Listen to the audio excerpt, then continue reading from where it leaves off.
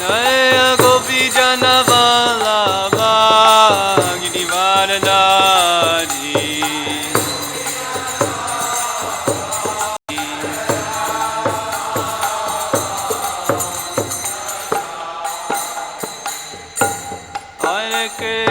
Hare Krishna Krishna Krishna Hare Hare Hare Rama Ram Rama Hare Hare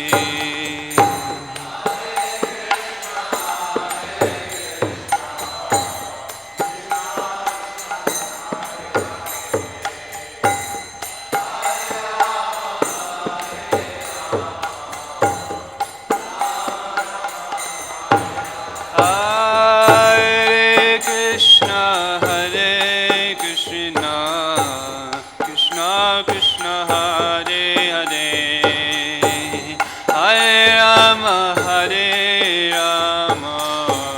Rama Rama Hare Hare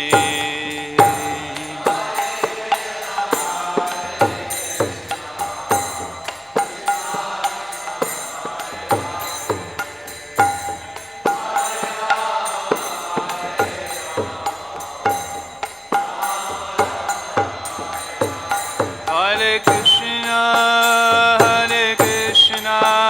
Krishna Krishna Hare Hare Hare Rama Rama Rama Hare Hare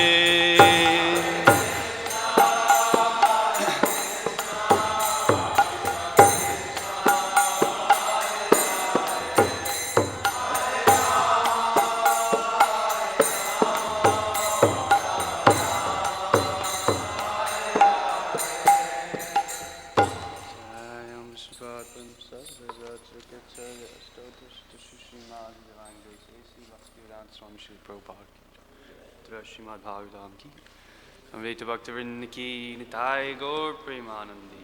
All glories to Simple devotees, all glories to Simple devotees, all glories to Simple devotees, all glories to Shri Guru and Shri Gauranga.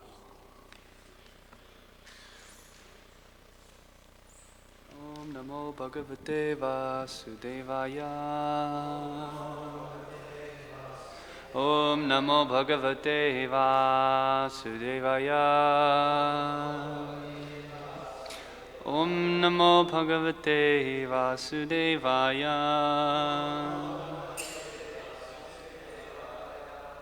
Continue reading Srimad Bhagavatam, Canto 7, Chapter 9, Text 10.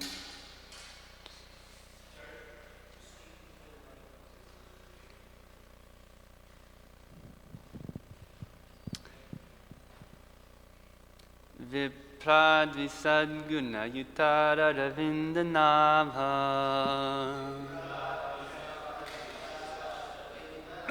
Padaravinda vimukhat svapacham varishtam Manye tadarpita manovachan nehi artha Pranam bunati sakulam natu bhurimana Vipradvisadguna yutara ravindanabha Padaravinda vimukhat svapacham varishtam Manye tadarpita manovachane hitartha Pranam punati sakulam natu bhurimana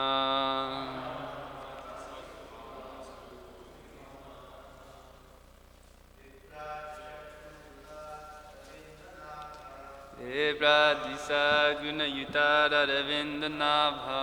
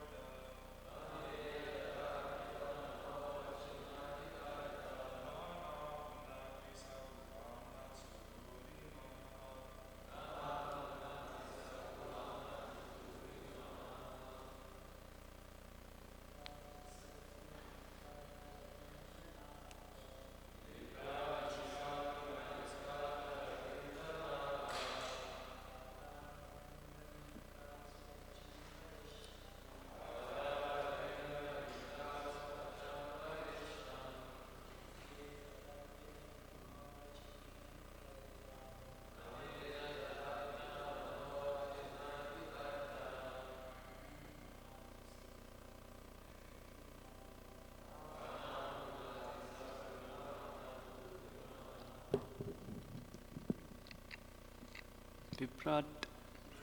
Then a Brahmin, Dvi Sat Guna Yutat, qualified with 12 Brahminical qualities. Aravindanabha, Lord Vishnu, who has a lotus growing from his navel. Pada Aravinda, to the lotus feet of the Lord. Vimukhat, not interested in devotional service. Svapacham, one born in a low family. Or a dog eater. Varishtam, more glorious. Manye, I consider. Tat arpita, surrendered unto the lotus feet of the Lord. Mana, his mind. Vachana, words. Ihita, every endeavor. Arta, wealth. Pranam, and life. Punati, purifies. Saha, he, the devotee. Kulam, his family. Na, not. Tu, but. Burimana, one who falsely thinks himself to be in a prestigious position. Translation purport by His Divine Grace, A.C. Bhaktivedanta Swami Srila Prabhupada Ki Jai. Translation: if a Brahmin has all 12 of the Brahminical qualifications, as they are stated in the book called Sanat Sujata, but is not a devotee and is averse to the lotus feet of the Lord, he is certainly lower than a devotee who is a dog eater, but who has dedicated everything, mind, words, activities, wealth, and life, to the Supreme Lord. Such a devotee is better than such a Brahmin because the devotee can purify his whole family, whereas the so-called Brahmin in a position of false prestige cannot even purify himself. Purport: here's a statement by Prahlad Maharaj, one of the 12 authorities, regarding the distinction between a devotee and a Brahmin expert in karmakanda, or Vedic ritualistic ceremonies. There are 4 varnas and 4 ashrams which divide human society, but the central principle is to become a first-class pure devotee. It is said in the Hari Bhakti Sudodhaya, Bhagavat Bhakti Hinasya Jati Shastram Japastapa Pranasya eva dehasya mandanam lokaranjanam. If one is born in a high family like that of a Brahmin, Kshatriya, or Vaishya, but is not a devotee of the Lord, all his good qualifications as a Brahmin, Kshatriya, or Vaishya are null and void. Indeed, they are considered decorations of a dead body. In this verse, Prahlad Maharaj speaks of the Vipras, the learned Brahmins. The learned Brahmin is considered best among the divisions of Brahmin, Kshatriya, Vaishya, and Shudra, but a devotee born in a low Chandal family is better than such Brahmins, not to speak of the Kshatriyas, Vaishyas, and others. A devotee is better than anyone, for he is in the transcendental position on the Brahmin platform. Mamchayo vyabhicharena bhakti yogena sevate sagunan samatityaitan pramabhuyaya kalpate. One who engages in full devotional service, who does not fall down in any circumstance, at once transcends the modes of material nature and thus comes to the level of Brahman. The 12 qualities of first-class Brahman, as stated in the book called Sanat Sujata, are as follows: Jnanam cha satyam cha dhammashrutam cha hiyamatsaryam prishtikshana suya yagyas chadanam cha jiti shamascha mahavrata devadasa brahmanasya. The European and American devotees in the Krishna conscious movement are sometimes accepted as Brahmins, but the so-called caste Brahmins are very much envious of them. In answer to such envy, Prahlad Maharaj says that one who has been born in a Brahmin family but is falsely proud of his prestigious position cannot even purify himself, not to speak of his family. Whereas if a Chandala, a low-born person, is a devotee and is fully surrendered unto the lotus feet of the Lord, he can purify his entire family. We have had actual experience of how Americans and Europeans, because of their full Krishna consciousness, have purified their whole families, so much so that a mother of a devotee at the time of her death inquired about Krishna with her last breath. Therefore, it is theoretically true and has been practically proven that a devotee can give the best service to his family, his community, his society, and his nation. The foolish accuse a devotee of following the principle of escapism.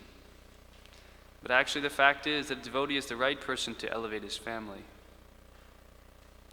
A devotee engages everything in the service of the Lord, and therefore he is always exalted.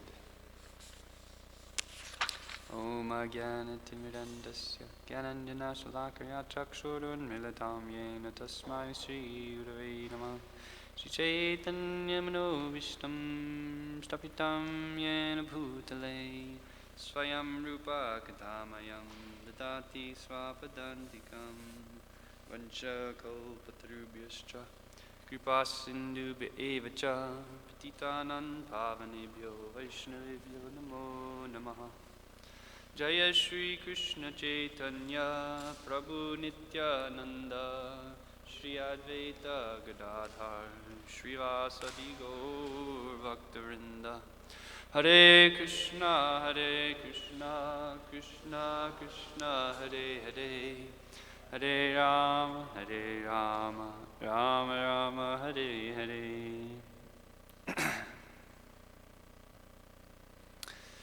Translation repeated. If a Brahmin has all 12 of the Brahminical qualifications, as they are stated in the book called Sanat Sujata, but is not a devotee and is averse to the lotus feet of the Lord, he is certainly lower than a devotee who is a dog-eater, but who has dedicated everything, mind, words, activities, wealth, and life, to the Supreme Lord.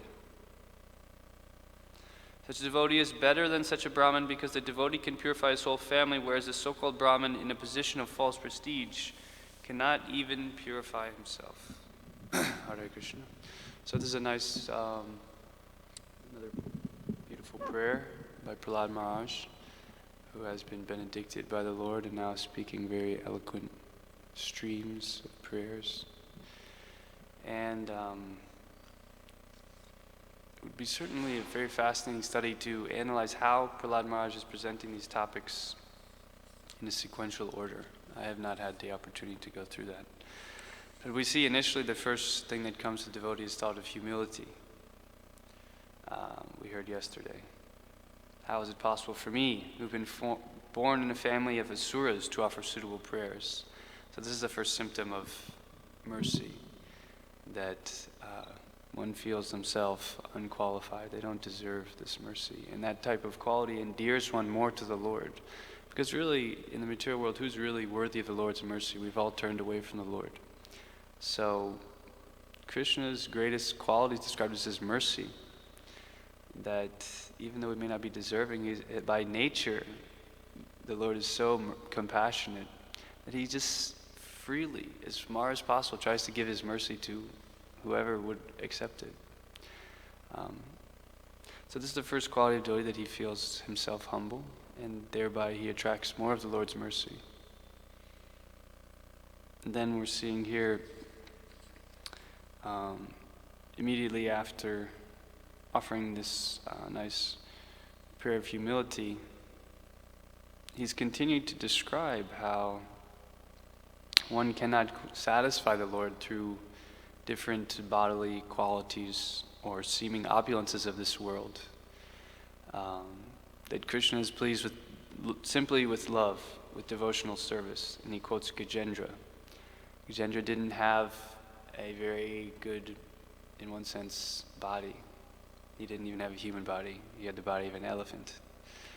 But still the Lord was satisfied. So then what to speak of anyone who is a sincere devotee trying to receive the Lord's mercy by his sincere, humble efforts in devotional service. The Lord becomes very pleased by those efforts. And here we're hearing today, despite whether or not he has these Brahminical qualifications, in other words, sometimes these qualifications make one averse to the Lord. One can become puffed up and proud and think they don't need the Lord.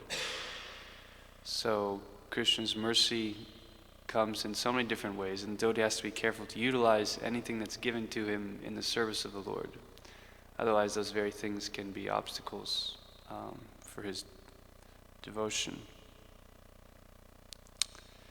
So here we're hearing these 12 Brahminical qualifications. This is interesting. These are the 12 qualities of a perfect Brahman: following religious principles, speaking truthfully, controlling the senses by undergoing austerities and penances, being free from jealousy, being intelligent, being tolerant, creating no enemies, performing yajna, giving charity, being steady, being well versed in Vedic study, and observing vows. These are the qualities of the perfect Brahman. And by these, the idea is that he would be able to satisfy and serve the Supreme Lord. All of these qualities are prerequisites to actual genuine devotion, and that's what we're hearing here in this verse. That actually one has to come to the Brahman platform before one actually becomes a devotee. So the Brahminical qualifications help raise one to a position where they are free from these lower modes of nature, as we were hearing yesterday. Krishna doesn't so much accept wholeheartedly this devotion that's mixed with the lower modes of nature. Rather, the devotee is striving to purify himself from these lower modes of nature. And developing Brahminical qualities, the idea is one further qualifies himself to actually develop a spiritual conception of themselves and of God, and therein the ability to engage in devotional service.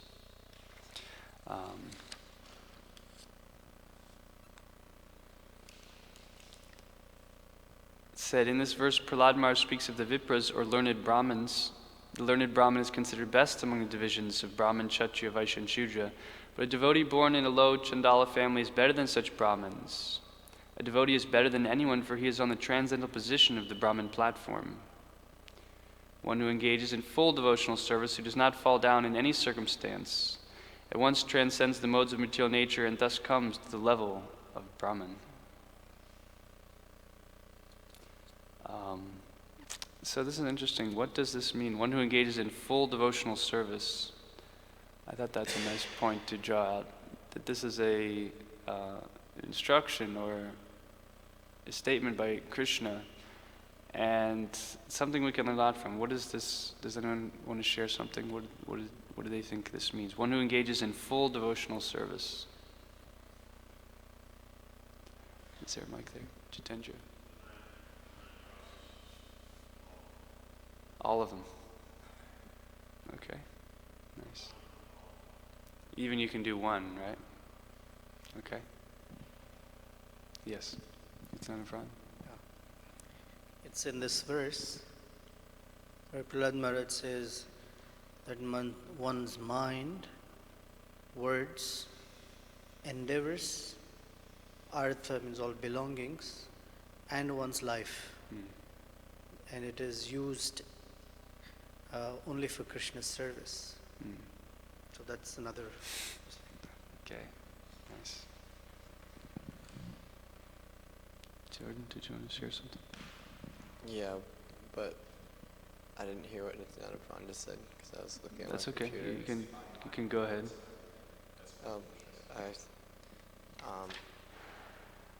All time, at all times, no time in between the service. Okay, should I follow that?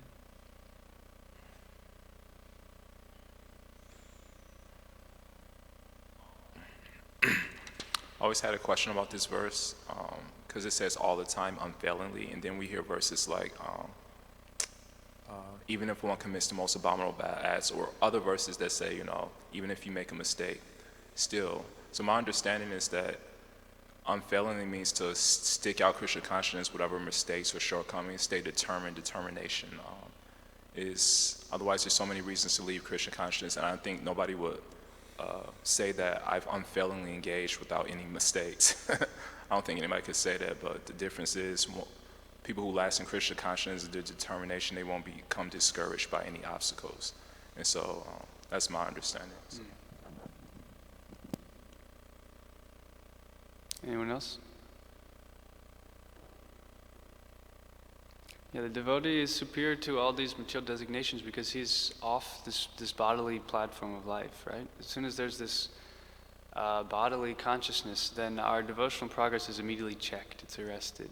So the devotee, why is he superior? Because he's realized himself that he's not the body, that he's a spirit soul, and not just as floating around impersonal, but he has a direct relationship with Krishna, and that's on the spiritual platform.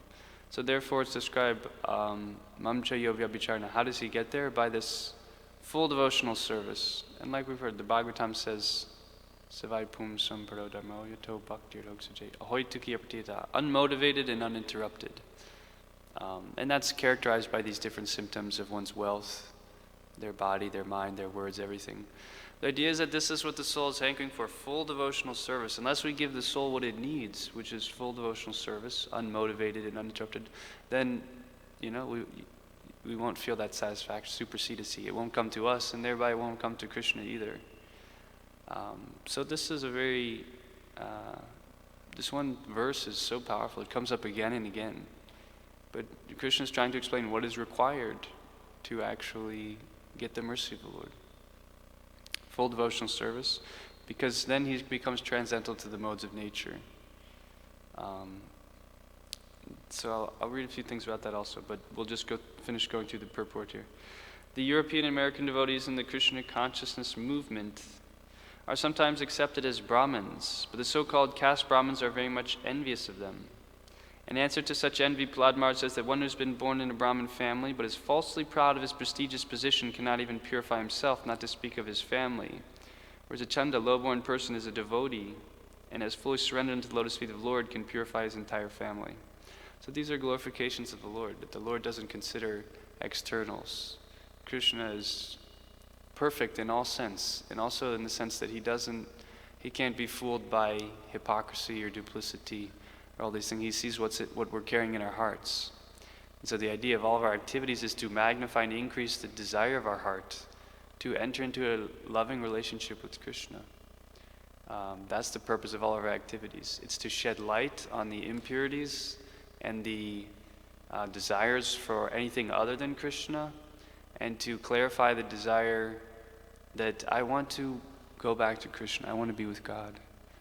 That's all we have to do on ours. We have to really strongly manifest that desire, and then the lower taste will fall away.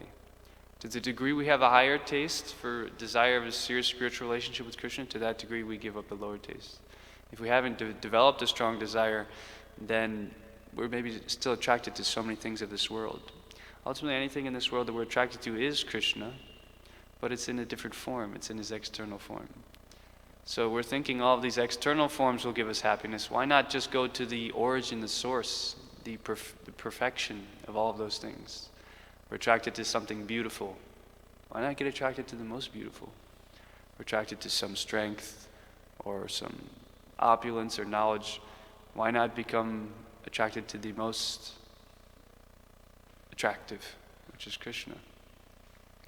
And so we hear the prayers of the pure devotees who help.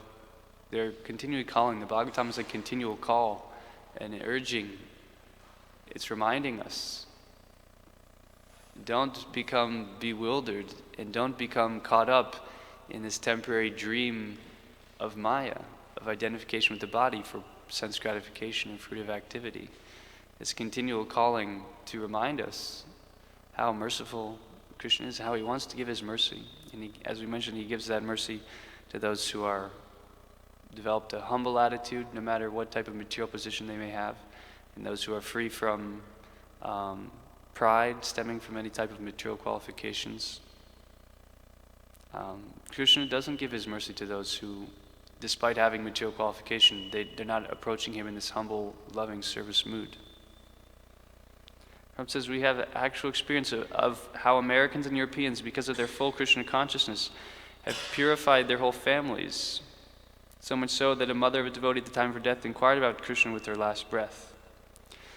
Therefore, it is theoretically true and is practically proven that a devotee can give the best service to his family, his community, his society, and his nation. So Sometimes we think, oh, if I become a devotee, then I'm not really serving my family properly. What about my nation, my community? But Prabhupada says a devotee engages everything in the service of the Lord, therefore he is always exalted. He does the best service to all of these different fields, the family, society, the nation. And that's true. The more we engage in devotional service, the more we'll see that. And the more we really endeavor to deepen our own practice, we'll see that everything benefits by that. Sometimes it's thought that devotees who spend time in their own personal devotion or worship, that why aren't you doing more? Why aren't you going out preaching? But by actually cultivating one's deeper relationship with Krishna, they render the best service. Everything that they does becomes more empowered. So the foolish accuse a devotee of following the principle of escapism. But actually the fact is that a devotee is the right person to elevate his family. This is another claim sometimes that devotees are accused that you're trying to escape. Why don't you just face the real world? What are you trying to escape from? Why don't you become a man? But we say we're trying to escape from the hell of illusion. You're trying to keep us bound in this hell, but actually we should escape. Why should we not escape from here? This material world is a prison house. So it's a different conception of life. And unfortunately that can cause offenses when people don't understand the real nature of devotees, or they try to evaluate devotees based on these bodily designations and so forth. So I thought I'd share a few things also. Srila Bhaktisiddhanta Saraswati Thakur wrote in his famous Brahman and Vaishnava how the position of the devotee is transcendental to these material qualifications and much more exalted.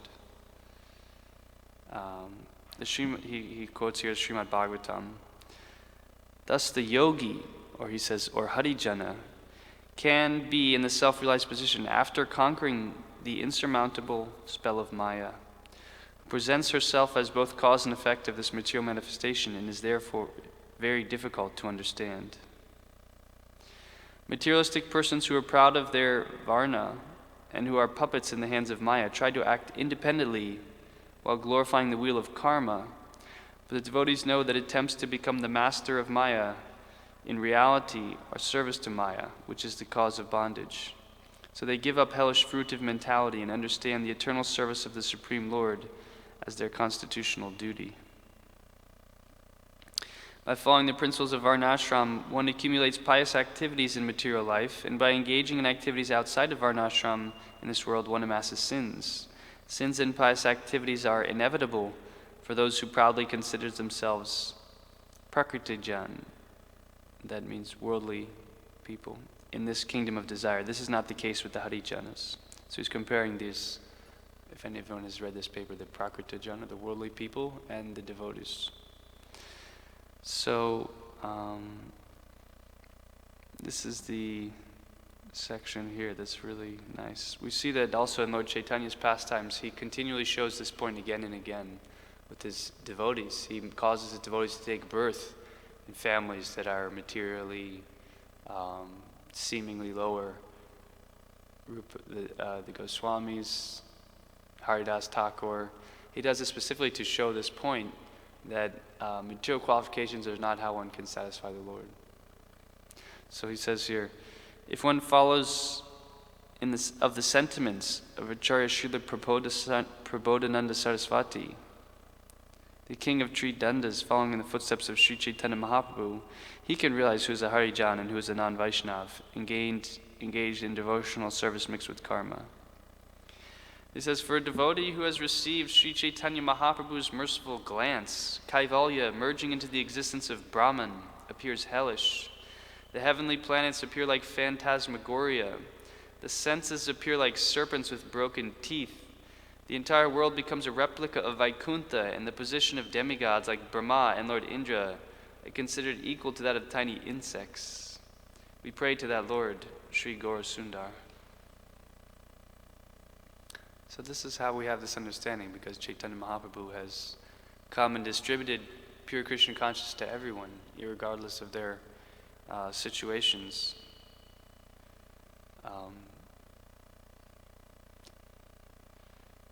Yeah, we were hearing yesterday how the qualification that one needs is simply devotion, right? That's the point, that you just need devotion. But in Chaitanya Mahaprabhu's Leela, you don't even need devotion. You just have to be a living entity within the purview of his vision, and you'll get pure love of God. So Chaitanya Mahaprabhu breaks all the rules. Whatever result one achieves by worshipping millions of the best of the wayward karmi and jnani spiritual masters, or by studying millions of Vedic literatures, we don't care. But by associating with devotees who have received the merciful sidelong glance of Sri Chaitanya Dev, one can immediately understand the great secret of pure love for Lord Krishna. It is useless for those who are attached to the principles of Varnashram to accept millions of gurus or study millions of Vedic literatures unless they become unalloyed devotees. Condemned are those who are fond of the Vedic fruit of rituals. Condemned are those self-controlled persons who are fond of severe austerities. Condemned are those persons with material conceptions who nevertheless take pleasure in declaring, I am Brahman. How much more shall I lament for these karmis, gyanis, and tapasvis who are absorbed in sense gratification and are just like two-legged animals. Alas, they were not fortunate enough to have tasted even a drop of the nectar of Lord Gaura's kirtan. Now it is the age of Kali. My enemies headed by the senses are very strong. The beautiful path of bhakti to the Supreme Lord is spiked with countless thorns, like karma, jnana, and unregulated sense enjoyment. O Lord Chaitanya Chandra, if you do not bestow your mercy on me today, then being confused, where will I go and what will I do? I have committed millions of sinful activities while wandering the path of karma. I am tightly bound by the shackles of uncontrollable material desires. My intelligence is afflicted by the misguidance of karmis, gyanis, and unregulated sense enjoyers. Other than Lord Gaura, who will be my friend in this world? So the idea is, what other hope do we have, really? We're trying to engage, we're trying to make some semblance of Vaidhi Bhakti, of regulation, of developing some qualities. But the real point is that we understand we're fallen Kali Yuga souls. We're hopeless. We've been in this material world for so long. And Krishna, we haven't achieved Krishna's mercy.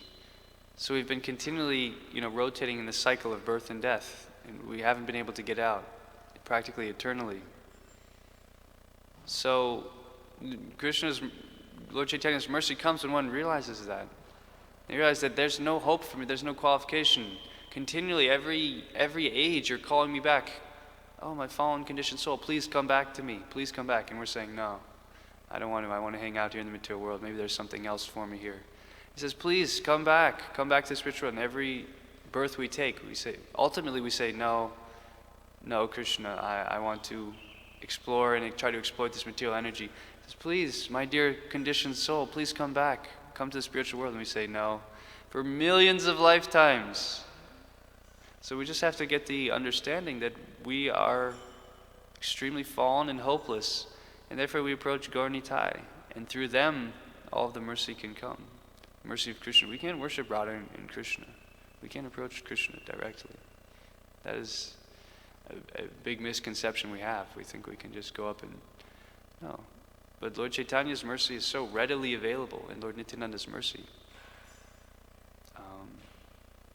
So therefore, that is the Gaudiya Vaishnava tradition, getting the mercy of Lord Chaitanya. And Lord Chaitanya's mercy, finally we can muster up the humility and courage to say, no, I don't want to be in this material world anymore. I've been here long enough. Please accept me. And if we engage with that type of humility, and with this description here, Mamcha Yovya Bicharina, endeavoring at every moment as fully as possible to engage all these things, the body, mind, words, the intelligence, then Lord Chaitanya becomes very easily pleased, very easily satisfied. And our devotional progress becomes very steady by his mercy. What to speak? Okay, let me see here.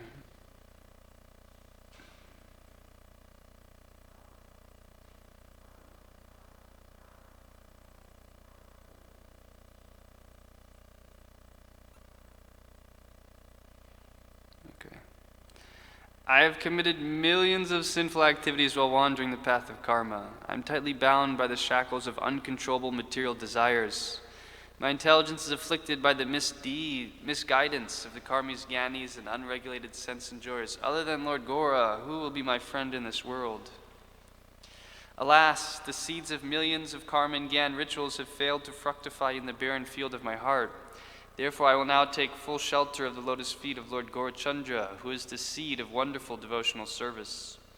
O Lord Chaitanya Chandra, O you who enlightens the ignorant, if you grace me with your merciful glance, even though I am a wretch, I will not be far away from the wonderful path of pure devotion, which is rarely attained by Shiva, Shukadev, Uddhava, Narada, and other great souls. Due to their poor fund of knowledge, the karmis understand their inability and become averse to devotional service. But this is not the case with devotees. Serving Krishna is nothing like fruitive work. My faith in Vedic and ordinary duties, my embarrassment to sing, dance, and laugh, and my natural tendency to be absorbed in material activities for the sustenance of my life and body have all been forcibly stolen away by the golden-complexioned thief, Gaurahari. When one becomes a Vaishnava, all insignificant endeavors are automatically reduced. What to speak if the rarely attained 8 mystic perfections fell into my hands without endeavor, and the widely served ideals of enjoyment the demigods willingly came to me as my order carriers offering heavenly pleasures? Even if I awarded the four-armed form of Narayan in the place of my present material body, my mind would still not move an inch from the service of Gaurahari, the Supreme Lord, dressed as a devotee. So, this class is just kind of a glorification of the mercy of the Lord, and that's manifest especially through Lord Chaitanya's pastimes in Leela, where he proves.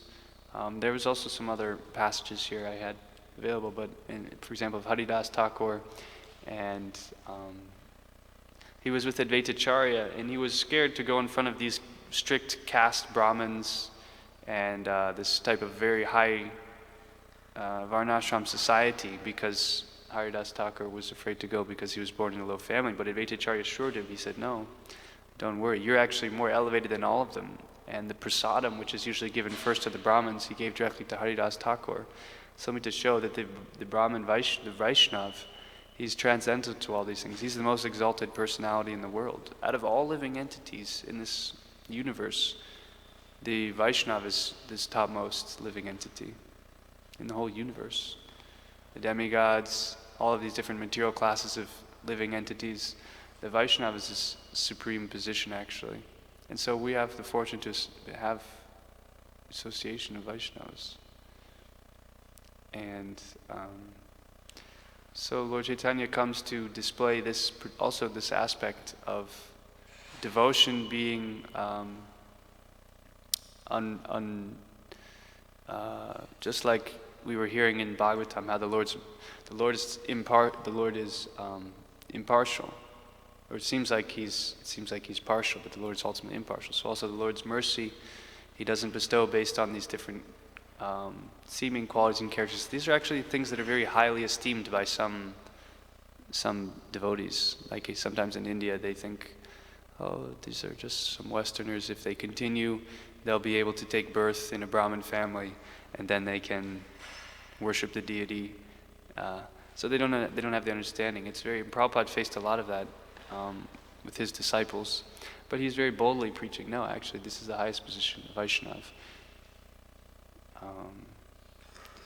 So maybe I'll see if there's any comments or questions now, and then if not, we can read something also. Anyone want to comment? Yeah, somebody else. You have a question? Yeah. Go ahead. Yeah, go ahead. Yes, go. Thank you for your class.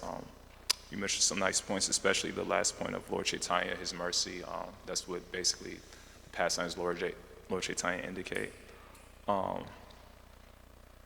So sometimes we say, because can you elaborate on this point? But sometimes we say, hear from a pure devotee, and this reminds me of one particular part, and otherwise you'll fall down. So as far as Lord Chaitanya's pastime, I was meditating one verse recently that I was very inspired by in Lord Chaitanya's pastimes. It's from Chaitanya Bhagavat 2:13, 3:17 through 3:27.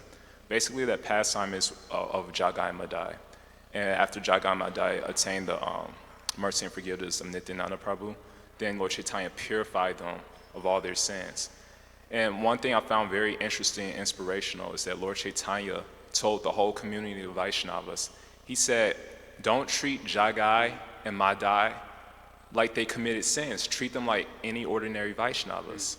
You know, and the fact that he had to even say that means we have a tendency to do that. And also the pastime of Haridas Thakur, he gave his mercy to the prostitute. And it's explained that she became a very advanced and celebrated devotee. Now, from our point of view, if we had to choose of, you know, sin, Jagai Madai, or judging them, naturally the tendency is that we wouldn't treat them like ordinary Vaishnavas, especially if they were receiving more recognition than us. Like the prostitute got a lot of recognition. And if she was receiving more recognition than us, at least I would have the tendency to say, you know, she's not a pure devotee. Don't listen from her. You know, she probably slept with over 2 million people. Don't even touch her shadow. So this tendency is there, and we can see that in the pastimes of Prabhupada. That's why Prabhupada was so adamant about defending his disciples, you know, when people were criticizing them. So my question is that a lot of times the tendency is that we like to judge on our imperfect vision. Krishna knows past, present, and future. We have very limited vision. So a lot of times we distinguish between who to hear from and who not to hear from.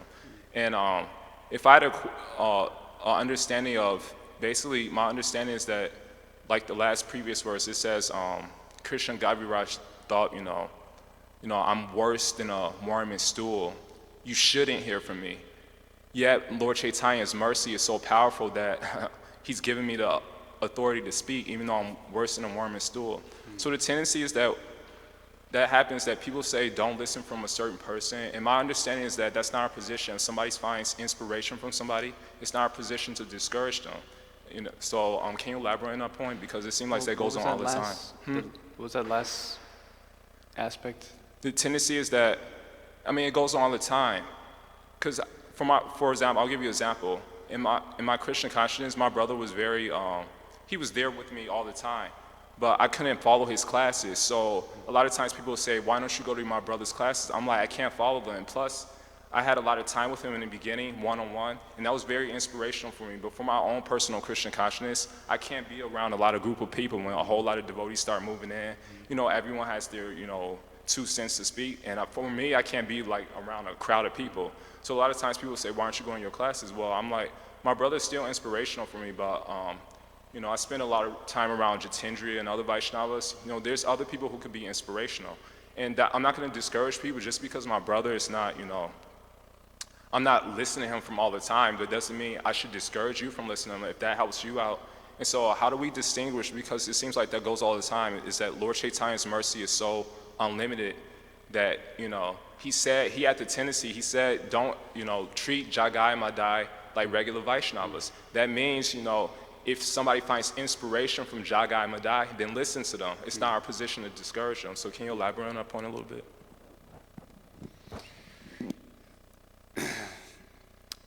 It might be, what I recommend for your questions, if you make them very concise, because you have so many points. I love your questions, they're very good, but the tendency is that... No, I got it. Okay. But...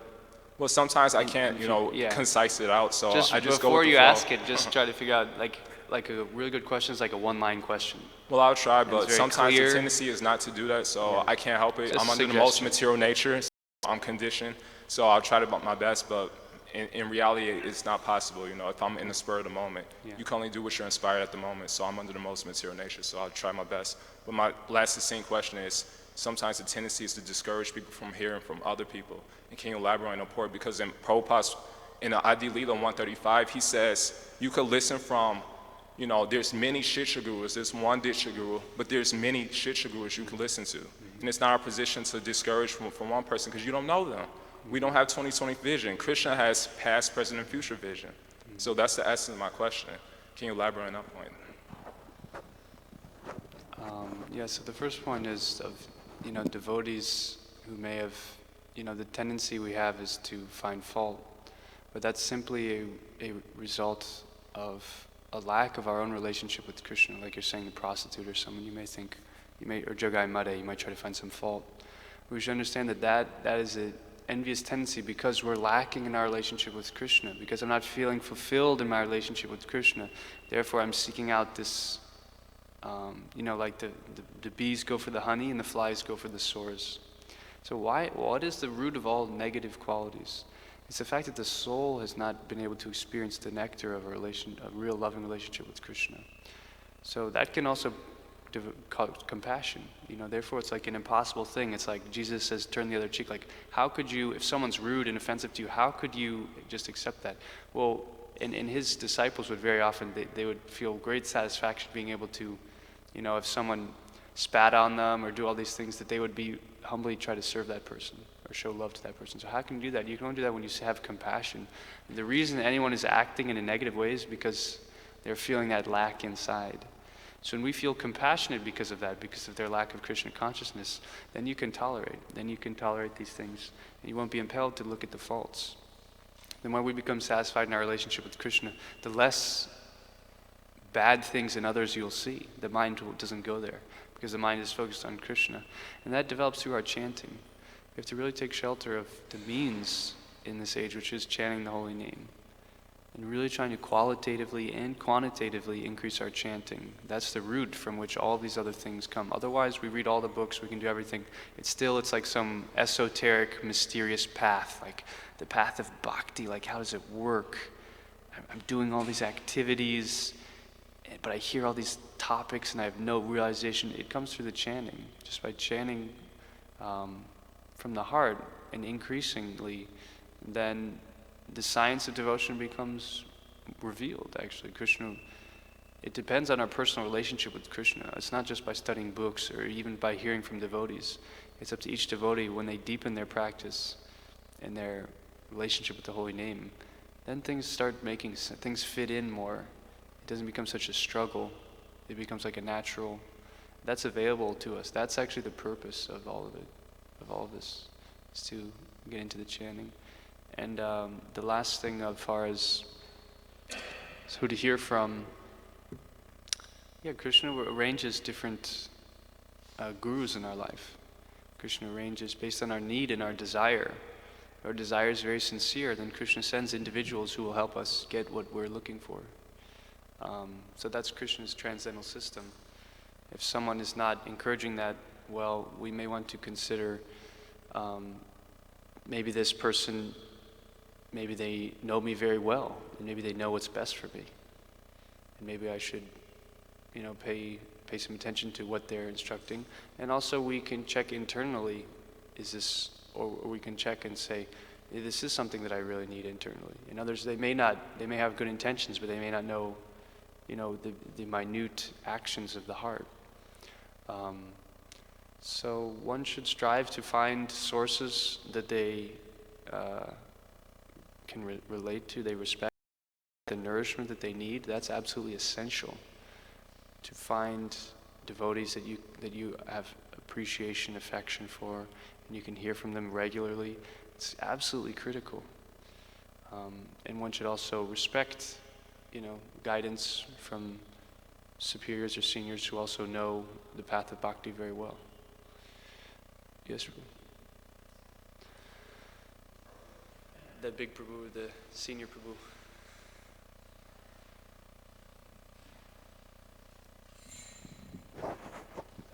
This is an important topic, and you've very well.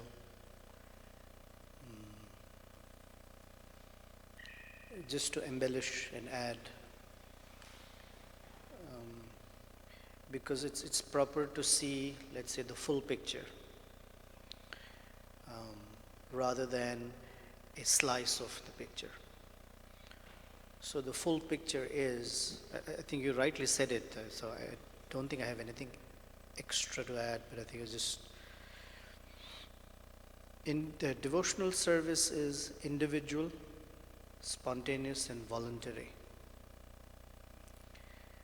And depending upon the individual and their inspiration. Naturally, there is a relationship with someone, one or more than one, where the particular bent of inspiration is encouraged or thrives. Right? For example, let's say I have a particular taste for kirtan. So my tendency is to draw inspiration from those who have that particular strength or particular also interest in glorifying Krishna in that particular way. I may have interest in cooking. I might get inspired by those who cook for Krishna, like a Yamuna Mataji, whoever. While all that is true, there is also the other side, that the process of devotional service begins with our becoming an apprentice under the order of the spiritual master. And the spiritual master is is a spiritual parent of sorts, right? And so now every parent has the responsibility, as even given by Lord Chaitanya, that you put a fence around your bhakti creeper. Because there are many things that can dissuade the creeper.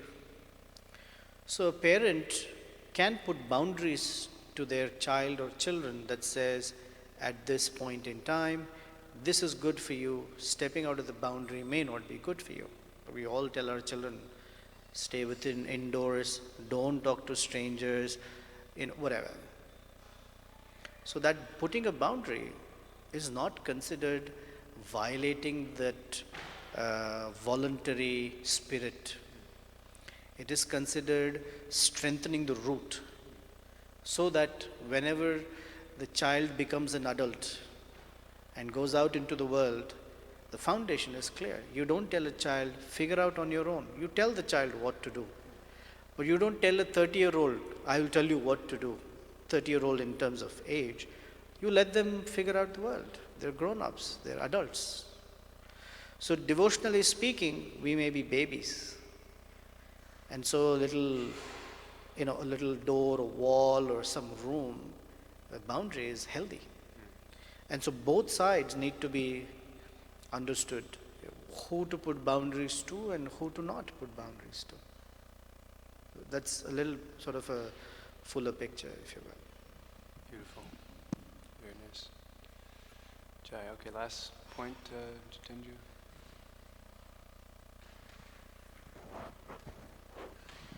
In our books, and we have it. There's a framework for low-class people. So it talks about dog eaters. So that's in a certain category. But when you think about it, even a cow eater is even worse, right? I mean, Karmically speaking. a cow eater is even worse than a dog eater when you think about it, right? Karmically. Yeah. That's just, something that comes up every now and then, It is, for us it's much worse, yeah. It's much more abominable. But the dog eater is considered the lowest position. Also, in the general material scheme. I know it's said from Bharatvarsha, the further west you go, the more degraded it is. From India, the more, and you can see that. You can see, as soon as you leave India, and then you have Europe. Actually, Europe now is really bad. It's more atheistic than the U.S. But there are some Middle Eastern countries where they have a lot of faith in God, but they might be a little bit misled under the modes of nature, always fighting all the time. And then you come to America, and I've been on the East Coast. The East Coast people are more religious, they're more faithful. And then the more you go, the West Coast, you go out to California, they're experiencing a huge drought in California. I don't know if you guys have ever been out there, but Steve was in Vegas, I was in California. The people out there, they're practically like just atheists.